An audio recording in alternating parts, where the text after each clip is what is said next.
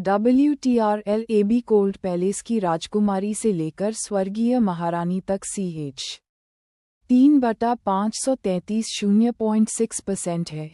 3 अध्याय 3i model Gemini -2.5 योजक चिन्ह FLASH जिया सम्राट की आवाज़ संदेह से भरी हुई थी जब उन्होंने कहा, क्या नलानजियू वास्तव में बॉडी फोजिंग के 9वें स्तर तक पहुंच गया है? यह एक गंभीर मामला है। आपको पूरी तरह से जांच करनी चाहिए और जल्दबाजी में कुछ नहीं बोलना चाहिए। वांग जिन ने सम्मानपूर्वक उत्तर दिया, ये बिल्कुल सच है। पहले तो मुझे भी इस पर विश्वास नहीं हुआ, इसलिए मैं चुपके से जांच करने चला गया। मैंने देखा कि जब 9वीं राजकुमारी हिलती थी, तो हल्की आध्यात्मिक ऊर्जा में उतार चढ़ाव होता था, जो स्पष्ट रूप से दर्शाता था कि वह QE रिफाइनिंग क्षेत्र में प्रवेश करने से बस एक कदम दूर थी। ऐसी स्थिति में, क्या आपके पास उस रहस्यमय विशेषज्ञ के बारे में कोई अनुमान है? वांग जिन ने एक क्षण सोचा, फिर सावधानी से कहा, क्या हाल ही में शाही मकबरे में उस व्यक्ति के बारे में कोई खबर है? ये सुनते ही जिया सम्राट की आंखों में एक तेज चमक आ गई और उसकी नज़रें तेज हो गईं। क्या तुम कह रहे हो, ये पुराना पूर्वज है? इस बूढ़े सेवक ने गलत कहा। यद्यपि महान जिया एक दूरस्थ स्थान पर है, फिर भी एक उच्च स्तरीय साधक के लिए यहाँ से गुजरना और ज्ञान प्रदान करना असंभव नहीं है। रुको, जिया सम्राट की अभिव्यक्ति शांत हो गई, स्पष्ट रूप से निष्कर्ष पर पहुंच गया था। उसने धीरे से कहा, 10 साल पहले पुराने पूर्वज ने संदेश भेजा था कि उसका जीवनकाल समाप्त होने वाला है और अपनी मृत्यु से पहले वह अपने आजीवन ज्ञान को विरासत में लेने के लिए शाही परिवार से एक उत्तराधिकारी का चयन करेगा। मैंने शुरू में सोचा था कि वह छठे राजकुमार को चुनेंगे, जो युवा पीढ़ी में सबसे अधिक प्रतिभाशाली है, या दूसरे राजकुमार को, जो सबसे अधिक साधना करता है। लेकिन मैंने कभी नहीं सोचा था कि वह सबसे कम उम्र के नालनजियू को चुनेंगे। वांग जिन का दिल कांप उठा। ये खबर कि महान जिया की स्थिर शक्ति, एकमात्र आध्यात्मिक बीज क्षेत्र पुराना पूर्वज, अपने जीवनकाल के अंत के करीब था, अगर फैल गई, तो संभवतः विशाल जिया साम्राज्य को कई शक्तिशाली दुश्मनों द्वारा एक पल में पूरी तरह से विभाजित कर दिया जाएगा। चूंकि मैं आपको ये बता रहा हूँ, इसका मतलब है कि मुझे आप पर भरोसा है। जिया सम्राट ने गहरी आवाज़ में कहा, नालनजियू के बारे में अभी कोई जल्दबाजी में कदम मत उठाओ। मैं तुरंत शाही मकबरे पर जाऊंगा। अगर यह पुष्टि हो जाती है कि वह पुराने पूर्वज द्वारा चुनी गई उत्तराधिकारी है, तो हम व्यवस्था करेंगे, जैसा महाराज आदेश दें। 4000 गुना मुआवजा, 100 मध्यम श्रेणी के स्पिरिट स्टोन। अगली सुबह कोल्ड पैलेस में असाधारण चहल पहल थी। ग्रैंड यूनुच वांग जिन 10 से अधिक जूनियर यूनुच का नेतृत्व करते हुए कई पुरस्कार लेकर आए और 9वीं राजकुमारी नालन्यानरान को महल में वापस आमंत्रित किया। 9वीं राजकुमारी नालन्यानरान गुणी और प्रतिभाशाली है, जिसमें असाधारण योग्यता है। प्रतियोगिता में उसका पिछला उल्लंघन विशुद्ध रूप से एक खलनायक द्वारा किया गया अपमान था। इस आदेश द्वारा उसके सभी खिताब और रैंक बहाल किए जाते हैं और उसे 100 आत्मा पत्थर दिए जाते हैं, और शास्त्र मंडप की दूसरी मंजिल पर सभी साधना विधियों तक मुफ्त पहुंच प्रदान की जाती है। शाही आदेश द्वारा ग्रैंड यूनुच वांग जिन ने शाही फरमान को पकड़ा और मुस्कुराते हुए कहा, आपकी रॉयल हाइनेस, 9वीं राजकुमारी, कृपया इस फरमान को स्वीकार करें। आपकी विनम्र प्रजा इस आदेश को स्वीकार करती है। आपकी शाही कृपा के लिए धन्यवाद। नालन्यानरान ने शाही फरमान स्वीकार कर लिया, वांग जिन को विदा किया और फिर उपहार सूची की जांच की। उसके होंठ थोड़े ऊपर की ओर मुड़े और उसकी आंखों में एक मुस्कान की झलक दिखाई दी। उसके सामने जो दृश्य था वह अप्रत्याशित था।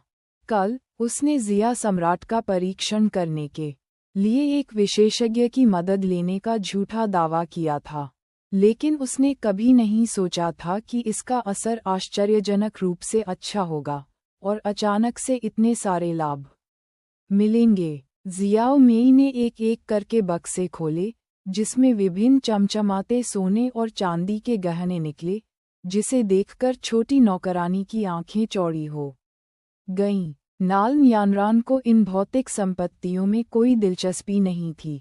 अब जब उसका एक पैर साधना के मार्ग पर था, तो नश्वर लोगों के लिए अनमोल खजाने उसके लिए कोई मायने नहीं रखते थे। जो बात सचमुच महत्वपूर्ण थी, वह थी 100 आत्मिक पत्थर और पवित्र शास्त्र मंडप में स्वतंत्र रूप से पाठ पढ़ने का अवसर। यह तो जानना ही चाहिए, शाही परिवार की सदस्य होने के नाते वह प्रति माह केवल एक ही स्पिरिट स्टोन प्राप्त कर सकती थी। जिया सम्राट ने उसे एक साथ 100 सिक्के दिए, जो एक बहुत बड़ा निवेश था। यदि इसे जियाओ मेई को दे दिया जाए और 10 से गुना किया जाए, तो यह 1000 आत्मा पत्थर होंगे। जहाँ तक धर्मग्रंथ मंडप की दूसरी मंजिल पर स्वतंत्र रूप से पाठ पढ़ने के अवसर की बात है, तो यह एक अत्यंत मूल्यवान अवसर था। सामान्यतः शाही परिवार के सदस्य भी शास्त्र मंडप की दूसरी मंजिल पर स्वतंत्र रूप से क्लासिक्स नहीं पढ़ सकते थे। सभी शाही परिवार के सदस्य, जब वे 6 साल की उम्र में पहली बार साधना शुरू करते थे, तो वे एक बार स्क्रिप्चर मंडप की दूसरी मंजिल में प्रवेश कर सकते थे। उसके बाद वे केवल 15 वर्ष की आयु होने पर ही फिर से प्रवेश कर सकते थे और उनका वयस्क होने का समारोह हो चुका होता था। वयस्क होने के बाद यदि वे फिर से स्क्रिप्चर पवेलियन की दूसरी मंजिल में प्रवेश करना चाहते थे, तो उन्हें केवल तभी अनुमति दी जाती थी जब उन्होंने महत्वपूर्ण योगदान दिया हो या किसी प्रमुख क्षेत्र में प्रवेश किया हो। इसके अलावा स्क्रिप्चर पवेलियन की दूसरी मंजिल में प्रत्येक प्रवेश 1 दिन तक सीमित था और समय समाप्त होने के बाद उन्हें बाहर निकलना पड़ता था। इससे ये स्पष्ट था कि इस बार जिया सम्राट का इनाम एक बहुत बड़ा निवेश था और उसके प्रति उसका अनुग्रह अचानक सभी अन्य राजकुमारों और राजकुमारियों से बढ़कर प्रतीत हुआ। नालान यानरान के शिष्यों में संदेह की एक झलक दिखाई दी। भले ही जिस विशेषज्ञ के बारे में उसने बात की थी, उसने जिया सम्राट को डरा दिया था, लेकिन इसका इतना शक्तिशाली प्रभाव नहीं होना चाहिए था, है ना? क्या इसके पीछे कोई छिपा हुआ कारण है? कुछ क्षण सोचने के बाद नलान यानरान को कोई अन्य संभावना नहीं सूझी, इसलिए उसने इस प्रश्न पर विचार करना बंद कर दिया। अभी भी मेरी मुख्य प्राथमिकता अपनी ताकत में सुधार करना है। जब तक मैं पर्याप्त रूप से मजबूत हूँ, जिया सम्राट की किसी भी योजना से मुझे डरने की कोई बात नहीं होगी। उसकी नज़र वापस लौटी और नलान यानरान ने छोटी नौकरानी को देखा जो सुंदर गहनों में तल्लीन थी और असहाय होकर बोली, रुशुई, देखना बंद करो, एक पल के लिए यहाँ आओ। जैसे ही उसने रॉयल हाइनेस को पुकारते हुए सुना, जियाओ मेई ने तुरंत चमचमाते सोने और चांदी के गहने नीचे रख दिए और खिलखिलाते हुए नाल यानरान के पास भागी। महाराज, कृपया निर्देश दें। नालन यानरान ने थोड़ा सोचते हुए सिर हिलाया।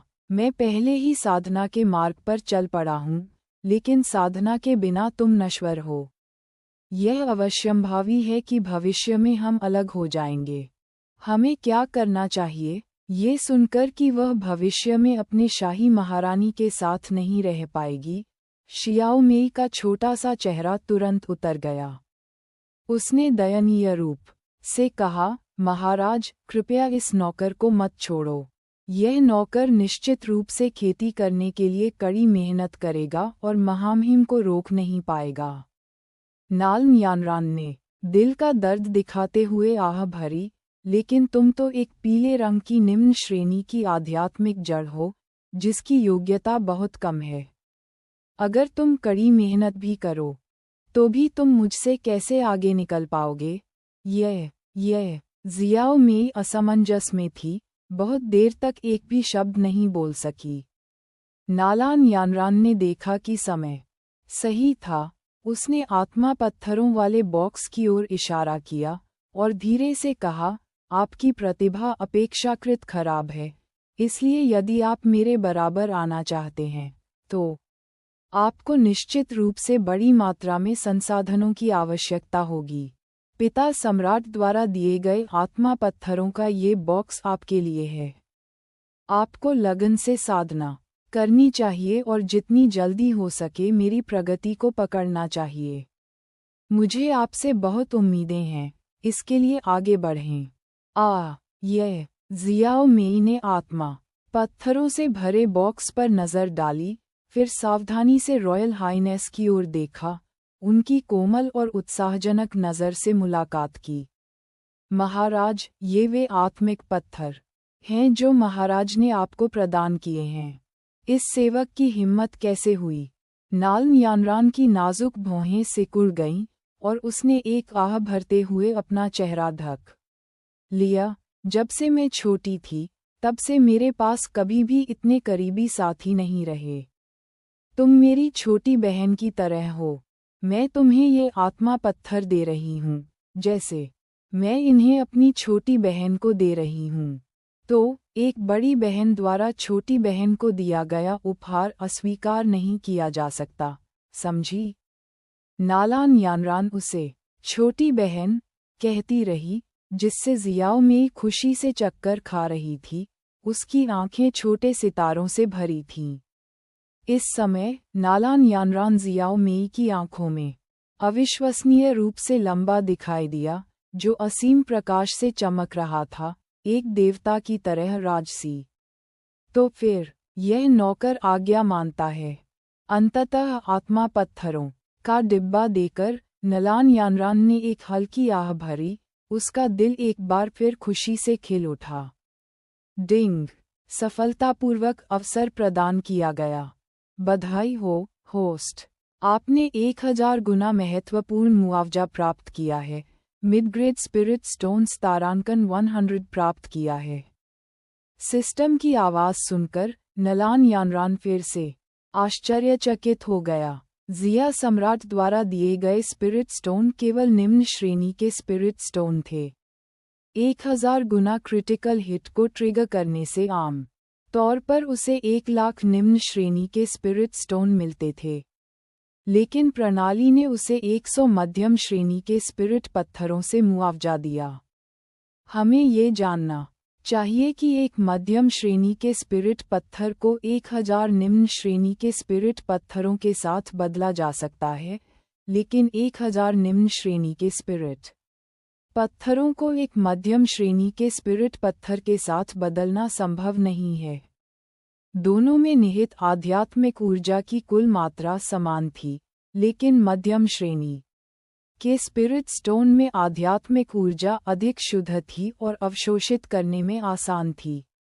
उच्च स्तरीय साधकों के लिए शायद बहुत अंतर न हो, लेकिन नाल यानरान के लिए मध्यम श्रेणी के स्पिरिट स्टोन स्पष्ट रूप से अधिक व्यावहारिक थे। हाथ में 100 मध्यम श्रेणी के आध्यात्मिक पत्थरों के साथ शुद्ध आध्यात्मिक ऊर्जा के उतार चढ़ाव को महसूस करते हुए नालान यानरान ने देखा कि उसका डेंटियन कंपन कर रहा था, मानो वह किसी भी समय अनायास ही क्यूई को उसके शरीर में खींच लेगा। लेकिन वास्तव में ये केवल एक भ्रम था। चाहे साधना विधि मार्गदर्शक हो या न हो, शरीर निर्माण क्षेत्र में हर कोई परिश्रमी साधना के माध्यम से शिखर तक पहुंच सकता है। हालांकि अगर कोई साधना विधि मार्गदर्शक के बिना शरीर में ची को खींचना चाहता है, तो सबसे अच्छी स्थिति में उन्हें ची विचलन का सामना करना पड़ेगा। उनकी मेरिडियन अव्यवस्थित हो जाएंगी और उनके सभी प्रयास व्यर्थ हो जाएंगे। सबसे बुरी स्थिति में उनकी साधना पूरी तरह से नष्ट हो जाएगी और वे मौके पर ही मर जाएंगे। इसलिए सबसे महत्वपूर्ण बात ये थी कि उसके शरीर में क्यूई को खींचने में मदद करने के लिए एक उपयुक्त साधना पद्धति ढूंढी जाए। ये सोचकर नलान यानरान ने अब संकोच नहीं किया। जियाओ मेई को कुछ निर्देश देने के बाद वह शास्त्र मंडप के लिए रवाना हो गई। इंपीरियल स्क्रिप्चर मंडप को आंतरिक और बाहरी हॉल में विभाजित किया गया था। बाहरी हॉल में ऐतिहासिक अभिलेख, दार्शनिक ग्रंथ और खेती से असंबंधित संग्रह रखे हुए थे। आंतरिक हॉल में साधना पद्धतियां और मार्शल आर्ट संग्रहित थे। दूसरी मंजिल पर विशेष रूप से दुर्लभ और बहुमूल्य मूल प्रतियां रखी गई थीं, जो ग्रेट जिया की विरासत के अनगिनत वर्षों में जमा हुई थीं, जो राष्ट्र की नींव का निर्माण करती थीं। किंवदंती है कि कई साल पहले ग्रेट जिया एक विशाल शाही राजवंश था, जिसकी तुलना सर्वोच्च पवित्र भूमि से की जा सकती थी, लेकिन धीरे धीरे ये कम होता गया और पूर्वी छोर के दक्षिणी क्षेत्र में चला गया। गहन क्लासिक्स खो गए और प्रतिभाएं कम हो गईं, जिसके कारण इसकी वर्तमान स्थिति हो गई। ये सभी कहानियां शाही बुजुर्गों द्वारा मौखिक रूप से सुनाई गई थीं। चाहे वे सच हों या झूठ, नाल्म यानरान को ये जानने का कोई तरीका नहीं था। लेकिन वर्तमान शाही परिवार में सबसे गहन साधना पद्धति केवल एक गहन श्रेणी का उच्च श्रेणी का ड्रैगन युआन शास्त्र था, जिसे आध्यात्मिक बीज क्षेत्र तक विकसित किया जा सकता था, और यह महान जिया का आधारभूत क्लासिक था। पुनश्च अपडेट का समय शाम 5:30 बजे और शाम 7 बजे निर्धारित किया गया है। क्या सभी प्रिय पाठकों की कोई राय है? V5 पृथ्वी स्तर की साधना विधि, ड्रैगन आत्मा हृदय विधि। शास्त्र मंडप के बाहर भारी हथियारों से लैस गार्ड निगरानी कर रहे थे। हर गार्ड बॉडी फोर्जिंग क्षेत्र का एक बेहतरीन विशेषज्ञ था। नेता एक और भी मजबूत क्यूई रिफाइनिंग क्षेत्र विशेषज्ञ था, जो एक लंबा भाला पकड़े हुए था, लंबा और प्रभावशाली। उसने दूर से नाल्म यानरान की आकृति देखी और सलामी में अपनी मुट्ठी बांध ली। नमस्कार महामहिम, 9वीं राजकुमारी। इस विनम्र सेनापति को शाही आदेश प्राप्त हो गया है। महामहिम हॉल के अंदर स्वतंत्र रूप से पढ़ सकते हैं, लेकिन आप कोई भी साधना विधि बाहर नहीं ले जा सकते। नाल्म यानरान मुस्कुराए और सिर हिलाया। जनरल, आदेश सुनाने के लिए धन्यवाद। मैं आपकी बात समझता हूँ और आपको कोई परेशानी नहीं होने दूंगा। आपकी समझदारी के लिए धन्यवाद महामहिम। जब तक वह चमकीली पीली आकृति हॉल के प्रवेश द्वार में गायब नहीं हो गई, तब तक गेट गार्ड की आंखों में एक चमक नहीं आई। सारे शाही परिवार के सदस्य अहंकारी हैं और कभी भी हमें अपनी नज़रों में नहीं रखते। हालांकि यह 9वीं राजकुमारी एक अपवाद है। धर्मग्रंथ मंडप के अंदर दूसरों के प्रति दयालु होना नलन यानरान की हमेशा से एक आदत थी। उसके लिए इस समय सबसे महत्वपूर्ण बात थी अपने लिए सबसे उपयुक्त खेती पद्धति का चयन करना। जबकि उसने कहा था, चुने। वास्तविकता में वहाँ चुनाव के लिए कोई जगह ही नहीं थी। शास्त्र मंडप के अंदर केवल एक ही गहन श्रेणी की उच्च श्रेणी की साधना पद्धति थी, ड्रैगन युआन शास्त्र।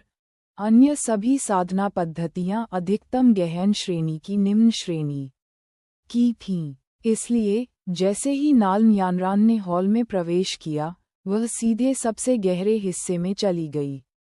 एक मोड़ पर मुड़ने के बाद उसे अचानक एक कोने से आती हुई हल्की खर्राटों की आवाज़ सुनाई दी। जब से वह बॉडी फोर्जिंग के 9वें स्तर पर पहुंची है, उसकी सुनने की क्षमता में बहुत सुधार हुआ है। 100 मीटर के भीतर जमीन पर गिरने वाली सुई की आवाज़ भी साफ सुनाई देती थी। क्या इस धर्मग्रंथ मंडप में कोई सो रहा है? ध्वनि ने तुरंत नलन यानरान की जिज्ञासा को बढ़ा दिया, इसलिए उसने ध्वनि का स्रोत खोजने के लिए उसका पीछा किया। कुछ मोड़ने के बाद नलान यानरान ने देखा कि सफ़ेद कपड़े पहने एक बूढ़ा आदमी जमीन पर गिरी हुई किताबों के ढेर के सहारे टेक लगाकर गहरी नींद में सो रहा था। ये देखकर नालन यानरान की पुतलियां थोड़ी सिकुड़ गईं। वह अपने सामने वाले व्यक्ति की खेती को बिल्कुल भी नहीं देख पा रही थी। अब वह बॉडी फोर्जिंग के 9वें स्तर पर थी। भले ही उसका सामना स्प्रिंग रियल्म साधक से हो, फिर भी वह उनकी अनुमानित साधना को महसूस कर सकती थी। अगर वह इसे बिल्कुल भी महसूस नहीं कर पाती, तो केवल एक ही संभावना थी। ये दिव्य सागर क्षेत्र शाही पूर्वज है। महान जिया शाही परिवार में जिया सम्राट के अलावा 5 दिव्य समुद्री क्षेत्र विशेषज्ञ थे। वे आमतौर पर सांसारिक मामलों को अनदेखा करते थे और साधना पर ध्यान केंद्रित करते थे। केवल तभी प्रकट होते थे जब महान जिया की रक्षा या अराजकता को दबाने के लिए आवश्यक होता था। नालन यानरान की अभिव्यक्ति गंभीर थी। अब वह बूढ़े पूर्वज के आराम में खलल डालने की हिम्मत नहीं कर रही थी। वह चुपचाप जाने ही वाली थी कि उसने अपने पीछे से एक बूढ़ी आवाज़ सुनी। चूंकि आप इस बूढ़े आदमी को खोजने आए थे, तो फिर क्यों जा रहे हैं? ये जूनियर साधना पद्धतियों की तलाश में शास्त्र मंडप में आया था और अनजाने में सीनियर को परेशान कर दिया। कृपया मुझे माफ़ करें, जूनियर अब चला जाएगा। चूंकि आप यहाँ साधना पद्धतियों के लिए आए हैं, तो सीधे मुझसे ही क्यों नहीं पूछ लेते? बूढ़े व्यक्ति की आवाज़ भारी थी और वह धीरे से खड़ा हुआ। बूढ़ा आदमी दुबला पतला और मुरझाया हुआ था। चेहरे पर झुर्रियाँ और सफ़ेद बाल थे।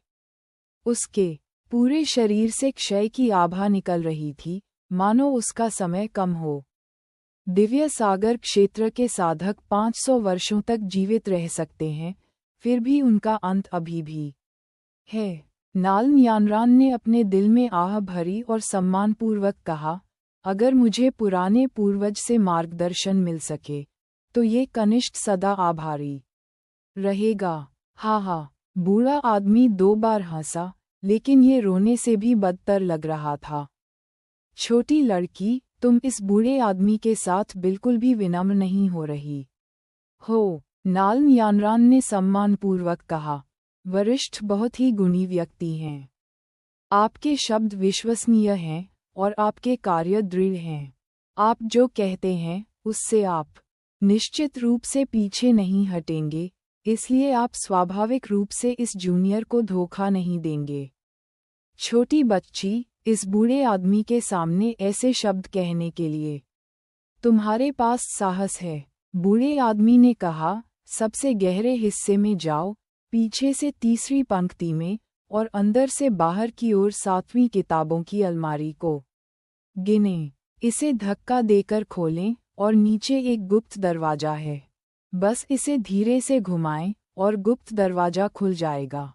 आप जो खोज रहे हैं वह अंदर है। आपके मार्गदर्शन के लिए धन्यवाद, सीनियर।